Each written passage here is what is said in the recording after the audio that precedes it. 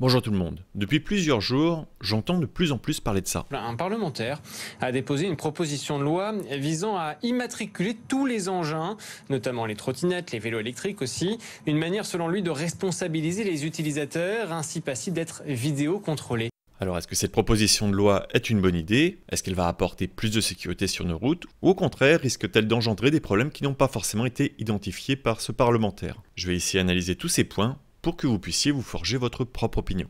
Ce sujet vous est proposé grâce aux dons que j'ai reçus sur les plateformes de soutien. Merci à tous ceux qui supportent Altisplay et que vous pourrez retrouver au générique. Et merci également à tous ceux qui sont abonnés et qui s'abonneront, ça permet à cette chaîne de gagner en visibilité.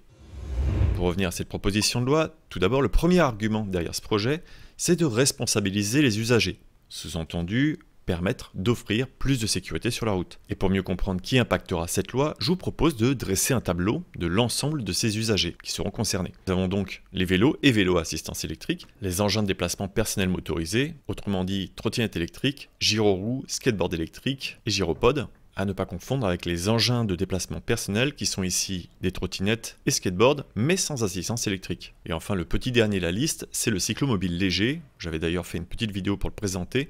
C'est un hybride entre une trottinette et un vélo, aussi appelé draisienne électrique. Et chacun de ces modes de transport est différencié par rapport à sa vitesse maximale et sa puissance moteur maximale. Au final, par rapport à ce tableau, cette loi va concerner ces trois véhicules, le VAE, la cyclomobile léger et le DPM. Car les vélos à assistance électrique allant à plus de 25 km/h et limités à 45 km/h ont déjà l'obligation d'avoir une assurance, une plaque d'immatriculation, et leur conducteur doit passer le permis AM, et le port du casque et des gants est obligatoire, comme sur un cyclomoteur finalement. Et parmi ces trois véhicules, seul le vélo a déjà une obligation d'identification. Car sans ce marquage obligatoire, c'est un petit peu comme si vous demandiez d'immatriculer une voiture sans avoir de carte grise pour ce véhicule. Il faudra donc, dans un premier temps, modifier cette loi pour qu'elle s'applique également aux EDPM et cyclomobiles légers. Et ici, le parlementaire fait d'ailleurs un amalgame avec ce détail en confondant la plaque d'immatriculation et ce marquage obligatoire, qui est d'ailleurs déjà mis en place dans plusieurs pays, dont le Danemark. Ce marquage obligatoire sur les vélos vendus par les professionnels neufs ou d'occasion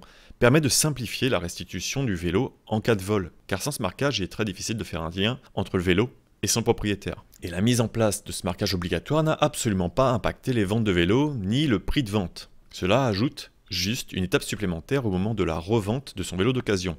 C'est le transfert de propriétaire, comme sur une carte grise finalement. Mais ce transfert se fait facilement sur un site internet et sans aucun coût. Le marquage du vélo n'a pas à changer, c'est juste le propriétaire qui change de manière virtuelle.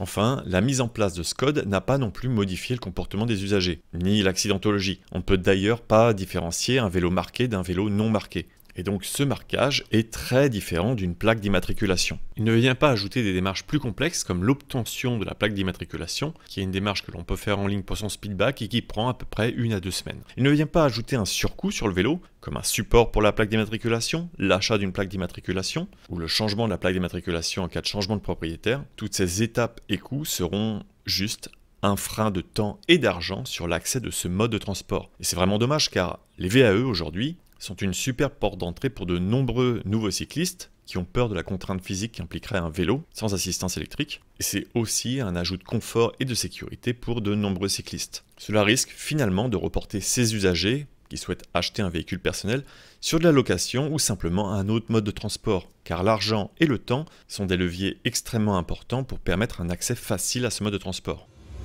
Et par rapport aux véhicules de location, ajouter une plaque d'immatriculation ici ne viendra pas impacter les utilisateurs. Ils n'auront pas de démarches supplémentaires à faire au moment de leur location et certains véhicules sont déjà équipés de plaques d'immatriculation, comme des trottinettes électriques ou par exemple les Vélib qui ont des matricules et qui permettent de facilement identifier un vélo. J'avais d'ailleurs fait un sujet présentant un Vélib en particulier grâce à ce code qui m'avait permis de l'identifier. Et si ces codes et plaques d'immatriculation sont déjà présents sur les véhicules, cela ne vient pas non plus impacter le comportement des usagers. Et à ce propos, Paris ouvrira bientôt une consultation citoyenne pour savoir si les trottinettes électriques en libre service seront conservées à Paris. Pour en savoir plus sur ce sujet, je vous renvoie vers la vidéo que j'avais faite à propos des trottinettes libre service et où je proposais des solutions pour améliorer cette cohabitation. Et finalement, est-ce que cette plaque de matriculation va permettre de limiter les infractions et d'offrir plus de sécurité pour les autres usagers? L'infraction la plus pointée du doigt, c'est finalement les cyclistes et trottinettes qui passent au feu rouge. Et l'unique différence, c'est finalement de se faire verbaliser par des caméras automatiques. Car les agents de police n'ont pas besoin d'une plaque d'immatriculation pour dresser un procès verbal.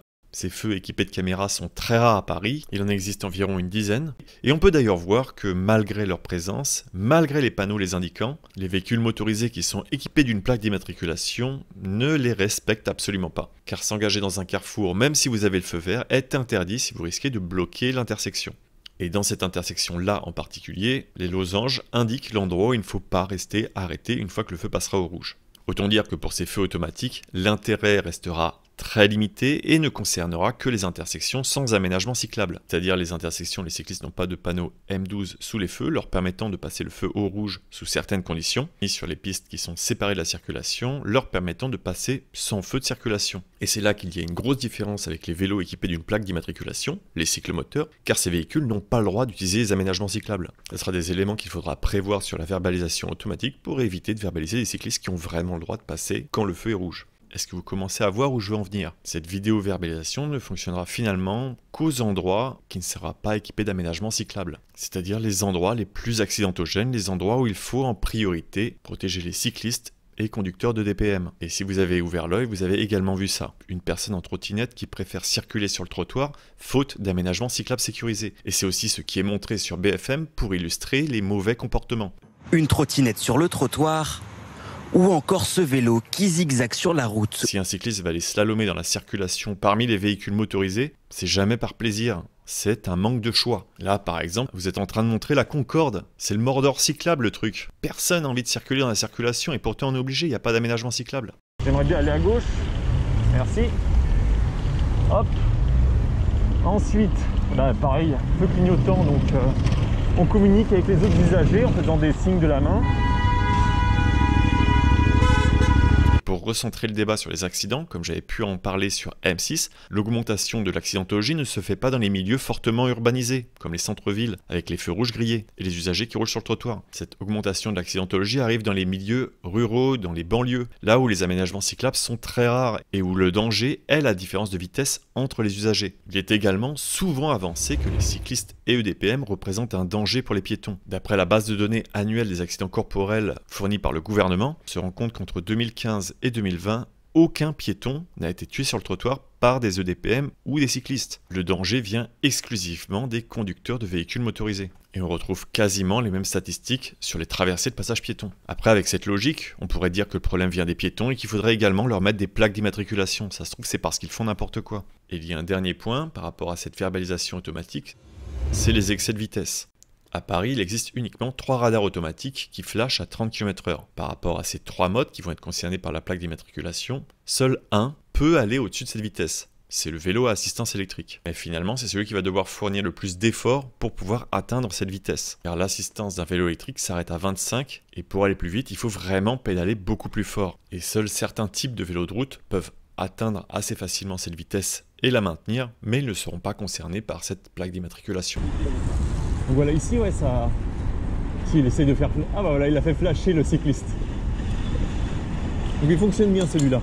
Et rares sont ces usagers qui utilisent le vélo comme mode de déplacement. Ils l'utilisent plutôt comme un loisir ou un sport. Ce n'est pas le vélo le plus adapté et confortable pour effectuer des trajets en ville. Au final, le seul vrai intérêt de ces plaques d'immatriculation permettront d'identifier plus facilement le propriétaire du vélo impliqué dans un accident de la route. Mais cela ne traite pas la cause profonde de la plupart des accidents de la route impliquant des cyclistes, comme la conduite distraite, une imprudence, ou des mauvaises conditions routières, ou encore un manque de visibilité. L'amélioration des infrastructures routières et l'éducation des conducteurs et des cyclistes sur les pratiques de conduite sûre sont susceptibles d'avoir un impact plus important sur la réduction des accidents de la circulation impliquant des cyclistes. Il serait donc beaucoup plus intéressant de dépenser son énergie dans des lois qui accompagneraient les usagers en ce sens. Cela pourrait par exemple être des formations au code de la route pour les conducteurs et cyclistes, car actuellement un conducteur passe le permis une fois dans sa vie et de très nombreuses règles du code de la route ont évolué avec le temps. Il serait donc intéressant d'avoir une formation continue des différents acteurs de la route. Et au niveau des aménagements routiers, réaliser systématiquement une enquête dès qu'il y a un accident à un endroit donné, pour en comprendre les causes et en tirer des conséquences, pour éviter que cette situation se reproduise. En conclusion, la mise en place d'une plaque d'immatriculation pour les véhicules de location n'impactera pas le nombre d'usagers ni le comportement de ceux-ci, mais une telle décision pour les propriétaires de véhicules personnels risque de fortement impacter le nombre d'usagers et finalement de déplacer le problème vers d'autres modes de transport. J'espère donc que le débat qui sera ouvert sur cette proposition de loi permette de recentrer le débat sur les vrais dangers et de proposer des solutions réelles. Et pour aller plus loin sur ce sujet, sur comment supprimer un danger en ville, je vous propose cette vidéo qui parlera de la hiérarchie des mesures.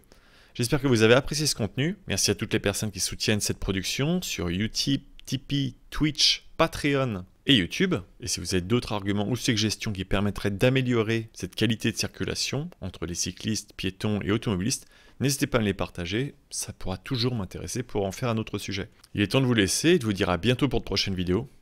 Et bonne route! Il y a une piste cyclable qui arrive d'en face, il y a un marquage avec un vélo qui est là.